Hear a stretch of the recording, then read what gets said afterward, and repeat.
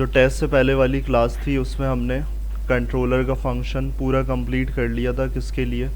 जो हमारे पास अपडेशन का था विथ फाइल, सारी चीज़ें जो भी थी वो हमने एपीआई पूरी पैटर्न जो है वो बना चुके हैं, टेस्ट कर चुके हैं। अब उसके बाद असल मेन काम यही होता है कि तुम्हारी एपीआई प्रॉपर बन जाए, तुम्हारी टेस्टिंग हो जाए। उसके बाद जो तुम्हारी एपीआई को फैच करने का काम है, जैसे पहले किया था, बहुत आसान हो जाता है क्योंकि तुमने सब कुछ यहाँ सेट कर दिया है। तुम्हारे पास सिर्फ तुम्हें क्या करना है, तुम्हें वहाँ पर इंटीग्रेट करना है, एपीआई को कॉल कराना है, वेब एपीआई को। अब देखो क्लाइंट पे हमने काम किया था, क्लाइंट पे हमने रजिस्ट्रेशन, लॉगिन, सारी चीज़ें करी थी। लेकिन हमने जो अभी बनाया था, एपीआई बनाई थी लास्ट कुछ क्लासेस में, वहाँ पर हमने एडमिन से रिलेटेड बात करी थी। तो उसके लिए क्या करना है, उसके लिए सिंपल अलग तुमने प्रोजेक्ट बनाना है। किसका बनाना है कि तुम्हारे पास हो, तो वो रिएक्ट का ही बनेगा, एडमिन पैनल का। यानी कि एडमिन पैनल का एज अ सेपरेट और एक क्लाइंट का तुम्हारे पास अलग एक सेपरेट बना हुआ है। एक ही के अंदर भी कर सकते हो लेकिन वो बहुत कॉम्प्लेक्सिटी हो जाएगी, वो तुम्हारे लिए मुश्किल हो जाएगा। तो अलग सेपरेट रखो, वो ज़्यादा बेहतर है। और वही करना है npm create with @latest, क्योंकि कुछ को कमांड्स भी नहीं याद होती, वो npm init करके -y करके क्रिएट का प्रोजेक्ट बना रहे हैं। तो ये वाली चीज़ें याद रखो। तो यहाँ पर एडमिन पैनल में सब कुछ वैसे ही है जैसा डिट्टू कॉपी क्लाइंट में। क्लाइंट को कॉपी करके ही रिप्लेस कर दो, क्लाइंट को एक दफ़ा कॉपी बनाओ, एडमिन पैनल चेंज करो, उसमें जो भी सेटिंग हुई हुई है। क्यों कह रहा हूँ, क्योंकि तुम्हारे पास स्टोर का भी फोल्डर आ जाएगा और .jsx भी एज इट इज़ आ जाएगा, सारी चीज़ें तुम्हारे पास सेम रिप्लेसमेंट पे आ जाएंगी। तो यही एडवांटेज होगा। तो यहाँ करना क्या है, यहाँ जो मेन काम है वही कंपोनेंट्स का यूआई, वही फुल स्ट्रक्चर तुम्हारे पास आ जाएगा जो तुमने वहाँ बनाया। यहाँ पर तुम्हारे पास हम जो रजिस्ट्रेशन मेन बात करके आए थे, वही फाइल के साथ हमारे पास किस तरीके से काम होगा। तो यहाँ पर हमारे पास फाइल के साथ काम इस तरीके से होना है। सबसे पहला काम जो है, मैंने सबसे फर्स्ट शुरू की क्लासेस में मैंने एक चीज़ डिस्कस करी थी कि एक तो हम फैच से कंजम्पशन कर सकते हैं एपीआई की, लेकिन मैंने बोला था कि इन फ्यूचर आगे डिस्कस करेंगे कि एजियोस से भी हम कर सकते हैं वाला काम। क्लियर है? दो चीज़ें हैं, दो तरीके से हम एपीआई को फैच करवा सकते हैं, कंज्यूम करवा सकते हैं अपने फ्रंट एंड में।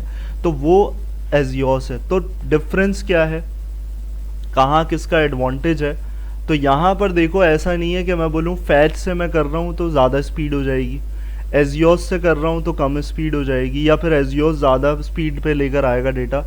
ऐसा कुछ नहीं है, दोनों चीज़ें हम यूज़ कर सकते हैं, दोनों इस्तेमाल में लाई जा सकती हैं। सिर्फ एक मेजर डिफरेंस है कि एजियोस जो है वो ओल्डर ब्राउज़र पे भी चल जाता है। जैसे कोई इंटरनेट एक्सप्लोरर पे वेबसाइट खोल ले तुम्हारी और तुमने फैच एपीआई की जगह एजियोस को इस्तेमाल किया हुआ है, तो वो वहाँ पर भी चल जाएगा।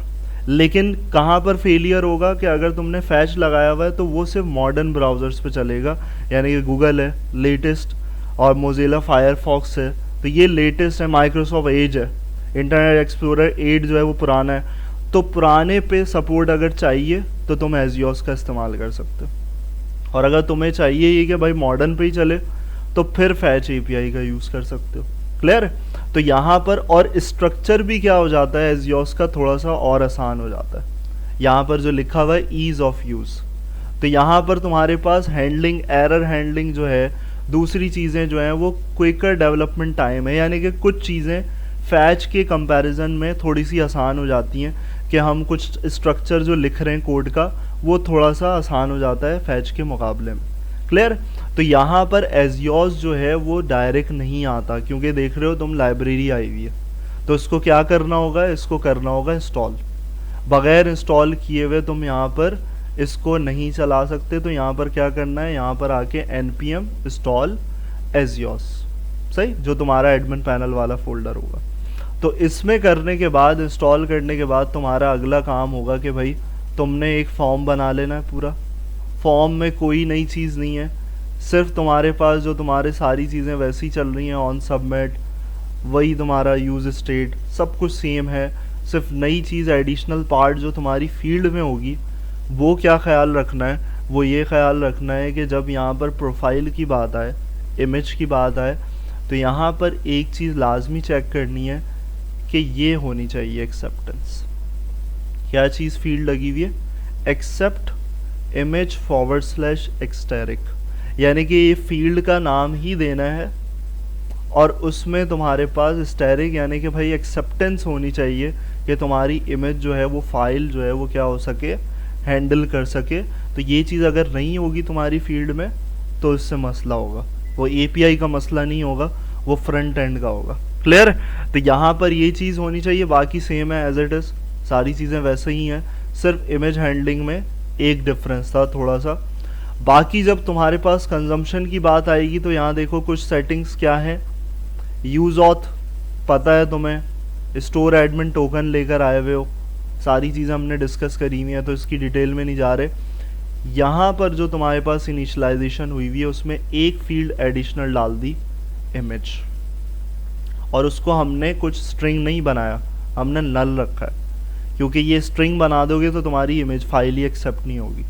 तो नल इसका मतलब है खाली है, नल वेरिएबल का इस्तेमाल। और फिर उसके बाद यहाँ पर जो तुम नेम और वैल्यू करते थे वो तो सही था कि मेरे पास सिंपल टेक्स्ट आ रहा है फॉर्म से और मेरे पास वैल्यू आ रही है उसकी, लेकिन उसके साथ साथ जब फाइल हैंडलिंग की बात आएगी तो यहाँ पर तुमने क्या करना है, e.target.files, जैसे कंसोल में इसकी हैंडलिंग मौजूद है इवेंट लिस्नर में, वैसे ही इवेंट लिस्नर में फाइल्स की भी हैंडलिंग मौजूद है। माउस किसका चल रहा है? फाइल्स की भी हैंडलिंग हमारे पास मौजूद है। तो यहाँ पर हमारे पास फाइल्स एक्सट्रैक्ट कर लेगा, फाइल की इंफॉर्मेशन, देन क्या कंपेयर करना है, यहाँ पे देखो कंडीशन स्पेसिफाई करी हुई है कि अगर इमेज होती है, ये क्या है, ये फील्ड का नाम है, फील्ड का नाम जो नीचे रख के आए हो, यानी कि नेम में हम चेक कर रहे हैं कि भाई फील्ड का नाम अगर ये होता है तो यहाँ पर हमने क्या करना है, सेट एडमिन में एक चीज़ तो ये हो ही रही थी जो हम स्प्रेड ऑपरेटर का इस्तेमाल करते हैं डेटा को सेव रखने के लिए, उसके साथ साथ हमने क्या बोलना है, इमेज फाइल्स 0। 0 का मतलब क्या है, हम बहुत सारी जगहों पे डिस्कस कर चुके हैं भाई, फर्स्ट इंडेक्स की चीज़ चाहिए यानी कि फाइल, बस। इसके साथ फाइल्स के अंदर बहुत सारी चीज़ें होंगी, उसको हमें कोई लेना देना नहीं है। ये एक एरे है और एरे के अंदर से मैं पहली इंडेक्स की चीज़ निकाल रहा हूँ जो कि तुम्हारी फाइल है, बस वो मुझे चाहिए फाइल, और अदरवाइज कोई चीज़ें नहीं चाहिए। एल्स क्या है, एल्स में सिर्फ क्या किया हमने बोला कि भाई नेम और वैल्यू डाल दो, जो नॉर्मल हम काम करते थे। फील्ड चेक करी, ये हो गया, और देन एल्स में हमने हमारे पास यहाँ पर क्या है, ये आ गया। क्लियर? और उसके बाद जो तुम्हारा मेन काम है, जो तुम्हारा एडिशनल पार्ट है कि भाई अब फॉर्म डेटा अपेंड कैसे होगा।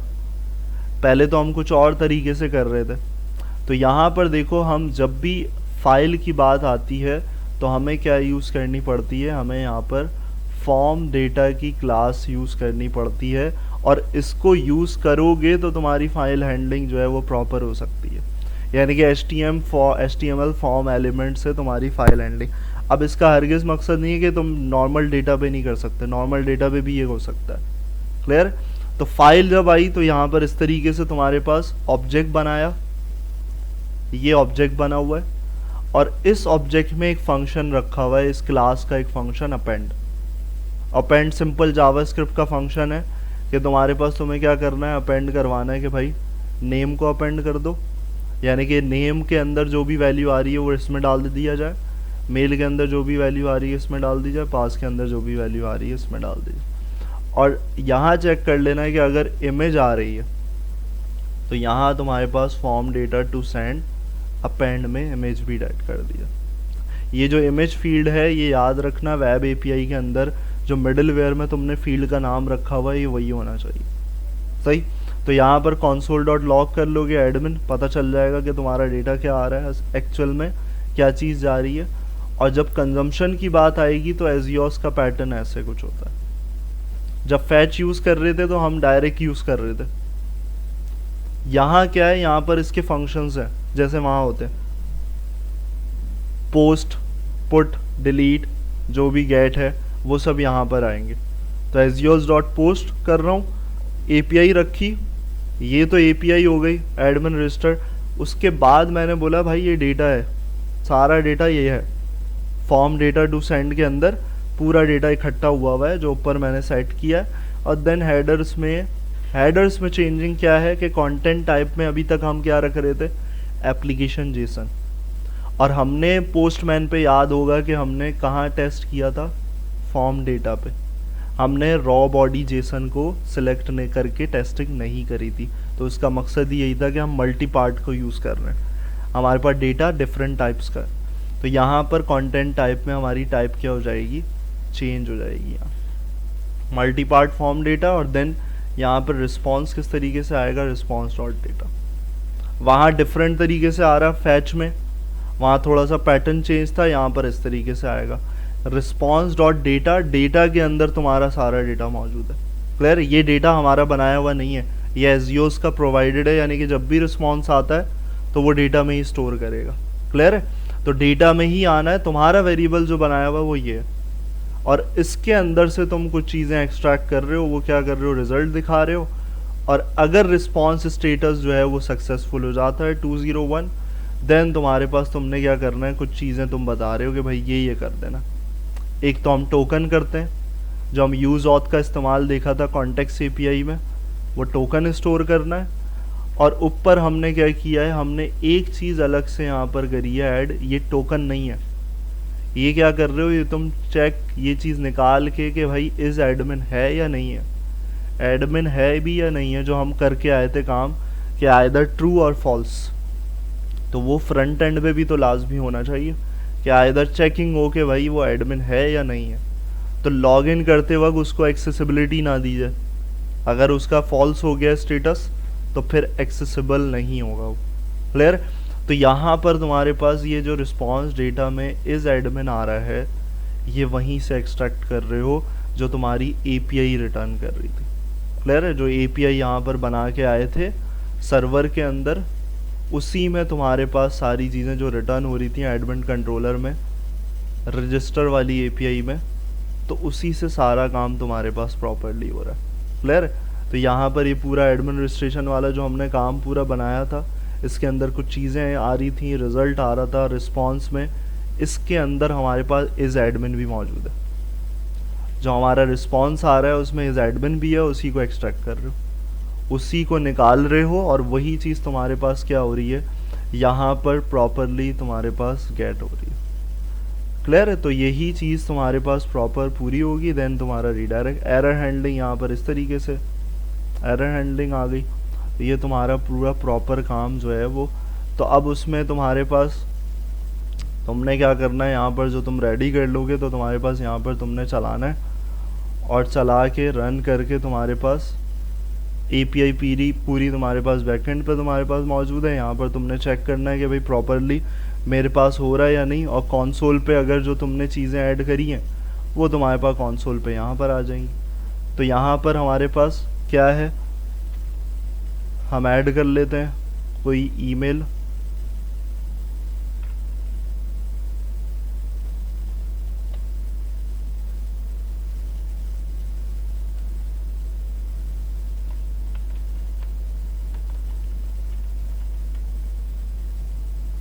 और यहाँ से सिलेक्ट कर लेते हैं इमेज, और देन यहाँ पर पासवर्ड है। सही है, तो यहाँ पे देखो पूरा हुआ।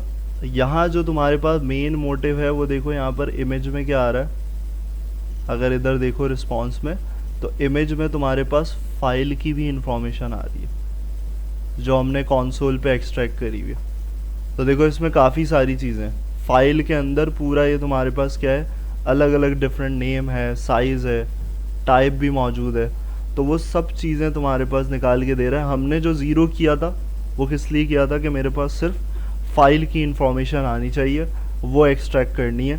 तो पूरा इस तरीके से तुम्हारे पास रिस्पॉन्स हुआ, और देन डेटा तुम्हारे पास इस तरीके से एज योर्स हेडर की भी इंफॉर्मेशन आ रही है, और तुम्हारा ये डेटा भी पूरा एडमिन आईडी मैसेज टोकन पूरा तुम्हारे पास एक्सट्रैक्टेड इस तरीके से हो रहा है। क्लियर, तो यहाँ पर तुम्हारे पास इस तरीके से पूरा, और फैच करना होगा, फैच तुम्हारे पास इस तरीके से होगा कि भाई फैचिंग तुम्हारे पास होनी है, इस तरीके से लेके आना है। तो अब ये वाला तुम्हारा काम है, पहले फर्स्ट उसको करो, कॉपी कर लो पूरा क्लाइंट वाला जो प्रोजेक्ट पहला वाला बना हुआ था, उसी को रिप्लेस करके यहाँ पर टेम्पलेट चेंज करके या उसी में इसी एपीआई को कंज्यूम करो।